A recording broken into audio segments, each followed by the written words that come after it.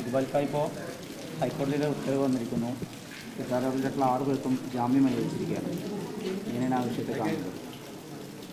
ആ വിഷയത്തെ ഞാൻ നോക്കിക്കാണുന്നത് അങ്ങേയറ്റം വേദനാജനകമായ ഒരു സാഹചര്യമാണ് ഇപ്പോൾ കടന്നു പോകുന്നത്. അതായത് ഈ വിധി ഒരിക്കലും നമ്മൾക്ക് മനസ്സുള്ളവർക്ക് സമൂഹത്തിന് അംഗീകരിക്കാൻ പറ്റാത്തതാണ്. അതായത് ഇത്തരം വിധി എന്ന് പറഞ്ഞു കഴിഞ്ഞാൽ നമ്മളിപ്പോൾ ജില്ലാ കോടതി, ജുവൈനൽ കോടതിയിൽ നിന്ന് മുതൽ ജില്ലാ കോടതി മുതൽ ഹൈക്കോടതി വരെ നമ്മൾ പോയി അവിടെ നിന്നൊക്കെ തള്ളാൻ കഴിഞ്ഞൊരു കേസാണിത്.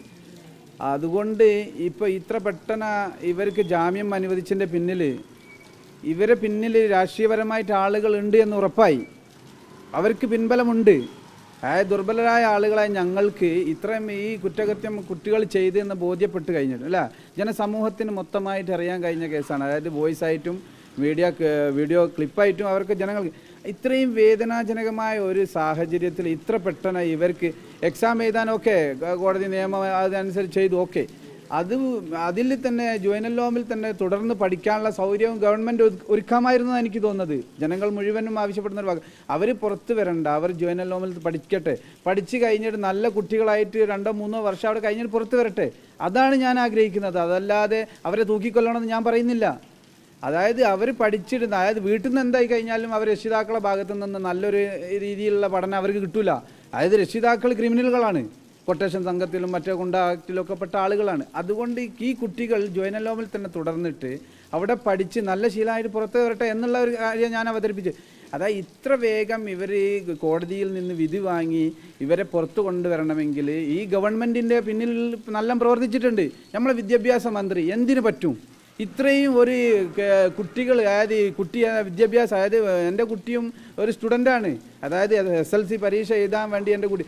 അതുകൊണ്ട് ആ ഒരു ഇതുപോലും കാണിക്കാതെ ഈ നമ്മളെ വിദ്യാഭ്യാസ മന്ത്രി എന്തിന് തുടർന്നു പോകുന്നു? അതായത് എൻ്റെ വീട്ടിൽ വന്ന് ഞങ്ങളെ കണ്ടൊന്ന് ആശ്വസിപ്പിക്കുക പോലും ചെയ്യാൻ പറ്റാത്ത റിയാസുണ്ട് കോഴിക്കോട് അതുപോലും ചെയ്യാൻ പറ്റാത്ത ഒരു രീതി. ഞാൻ ഇതുവരെ പ്രതികരിച്ചിട്ടില്ല, മീഡിയയ്ക്ക് മുന്നിൽ ഞാൻ ഇതുവരെ വന്നിട്ടില്ല. പക്ഷേ എനിക്ക് വേദന ഉണ്ട്, ഇനി ഞാൻ പ്രതികരിക്കും. അതായത് ഇത് ജനങ്ങൾ അറിയട്ടെ. ഈ കുട്ടികൾ ഇനി ഏത് സ്കൂളിൽ എവിടെ പഠിക്കാൻ തുടർന്ന് പഠനത്തിന് കേരളത്തിൽ എവിടെ പോയി കഴിഞ്ഞാൽ എന്നെ കാണുന്ന എൻ്റെ ഈ വോയിസ് കേൾക്കുന്ന മുഴുവൻ പേരൻസും അച്ഛനമ്മമാർ ഇത് കേട്ടിട്ടുണ്ടെങ്കിൽ അവിടെ പഠിക്കാൻ അവരെ അനുവദിക്കാൻ പാടില്ല.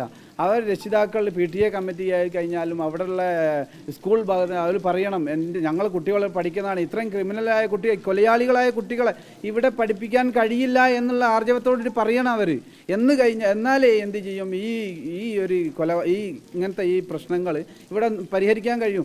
അതല്ലാതെ ഗവൺമെൻറ് സപ്പോർട്ട് ചെയ്യുകയും അവരെ തുറന്നു വിടുകയും ചെയ്ത് കഴിഞ്ഞാൽ ഇത് അവസാനിക്കുന്നില്ല. ഇപ്പോൾ കഴിഞ്ഞ ദിവസം ഈ ഈങ്ങാപ്പുഴ പുതുപ്പാടി എന്ത് സംഭവിച്ചു? ഇതിനൊരു ശിക്ഷ കിട്ടിയിട്ട് കുട്ടികൾ കാണും. കണ്ടു കഴിഞ്ഞാൽ എന്ത് ചെയ്യും? ഇതിന് തുടരാൻ ഇനി മുന്നോട്ട് ഇത് തുടർന്ന് കൊണ്ടുപോയില്ല. അതുപോലും കണക്കിലെടുക്കാത്ത ഈ ഗവൺമെൻറ്റിൻ്റെ ഭാഗം എനിക്ക് വളരെയേറെ വിഷമമുണ്ട്. ഞാൻ എൻ്റെ കുടുംബം അനുഭവിക്കുന്ന വേദന അതായത് ഞാൻ എൻ്റെ കാര്യങ്ങൾ പച്ചയായ രീതിയിലാണ് തുറന്ന് കാണിക്കുന്നത്. ഈ ചെയ്ത കുട്ടികളെ രക്ഷിതാക്കൾ കാണുന്നുണ്ടല്ലോ നമ്മളെ അവസ്ഥ എന്താണ് എന്നുള്ളത്.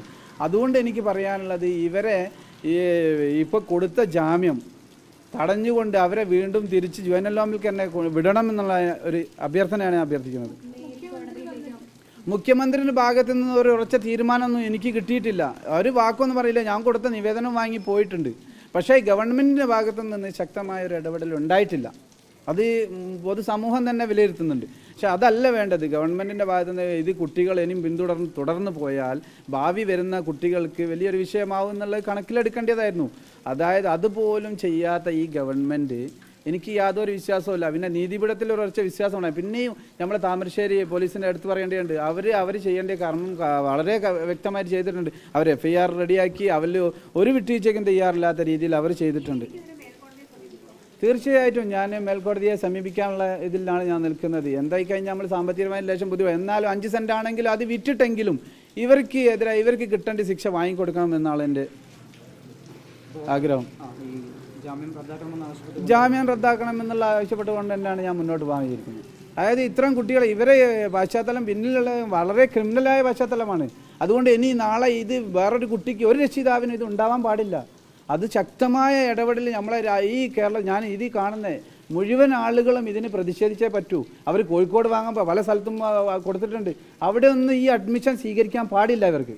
ഇവർ എന്നിട്ട് എന്ത് ചെയ്യണം? സമൂഹത്തിൻ്റെ മുന്നിൽ ഒറ്റപ്പെടണം എന്നുള്ള എനിക്ക് പറയാം. പ്രോസിക്യൂഷന്റെ ഭാഗത്തു നിന്നുള്ള വീഴ്ചയായിട്ടാണ് കോടതിയുടെ നിരീക്ഷണം ബാലനീതി നിയമത്തിൽ കുട്ടികൾ ജുവനൈൽ ഹോമിൽ? അതെ, ആദ്യം ഇവർ എടുത്ത തീരുമാനം എൻ്റെ വീട്ടിൽ വന്നും കഴിഞ്ഞ് ബാലാവകാശ കമ്മീഷൻ പറഞ്ഞു ഇവർക്ക് ഒരു കാരണം വെച്ച് കഴിഞ്ഞാൽ നീതി കൊടുക്കാൻ പാടില്ല. എന്നാൽ അവർ വീണ്ടും കുറച്ച് ദിവസങ്ങൾ കഴിഞ്ഞാലും ഇത് മാഞ്ഞു പോവും, ഇത് സാധാഗതിയിലേക്ക് തന്നെ പോകുമ്പോൾ സമയത്ത് കൊടുക്കുക. ആ രീതിയാണല്ലോ ഇപ്പോൾ കണ്ടത്.